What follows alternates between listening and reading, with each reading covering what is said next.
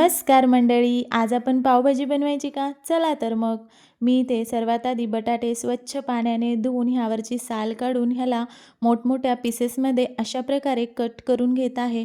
आपण ह्याला डायरेक्ट कुकरमध्ये शिजवणार आहोत. अशा प्रकारे मोठमोठे कट करून आपण कुकरमध्ये बटाटा, शिमला मिरची आणि त्याचबरोबर फुलगोबी देखील टाकून घ्यायची आहे. आणि कलर येण्यासाठी मी इथे बीटरूट आणि गाजर वापरलेला आहे. ह्यामध्ये 1 ते 1.5 वाटी पाणी टाकून आपल्याला शिजवून घ्यायचे आहेत. ह्याला 4 किंवा 5 शिट्ट्या येईपर्यंत आपण शिजवून घ्यायचं आहे. आपण पाहूया आपली भाजी रेडी झालेली आहे का? आपले संपूर्ण भाज्या व्यवस्थित शिजलेत का आपण पाहूया.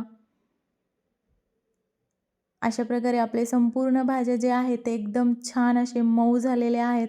ह्याला चमच्याने अशा प्रकारे मॅश करून घेऊया किंवा मॅशरच्या सहाय्याने देखील तुम्ही ह्याला मॅश करू शकता अशा प्रकारे.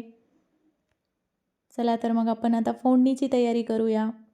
2 चमचे तेलामध्ये तेल गरम झाल्यानंतर जिरे मोहरी तडतडली की त्यामध्ये बारीक असा चिरलेला खूप सारा कांदा घालायचा आहे. वरतून कढीपत्त्याची पाने टाकून ह्याला हलवून घ्यायचे. त्याचबरोबर अद्रक लसणाची पेस्ट टाकून ह्याला छान असं मिक्स करून घ्यायचं आहे.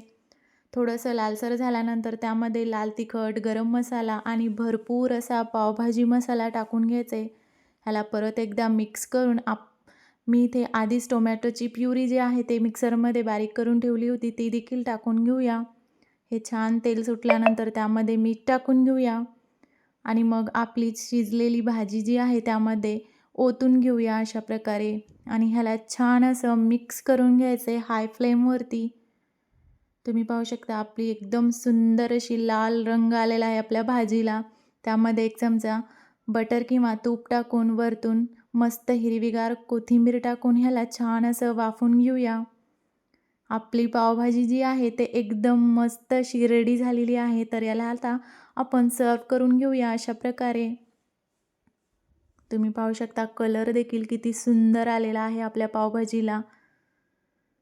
मस्त अशी पावभाजी आपली रेडी झालेली आहे. यावरती थोडासा कांदा, कोथिंबीर टाकून घेऊयात आणि मस्त गरमागरम पावसोबत ह्याचा आनंद घेऊया.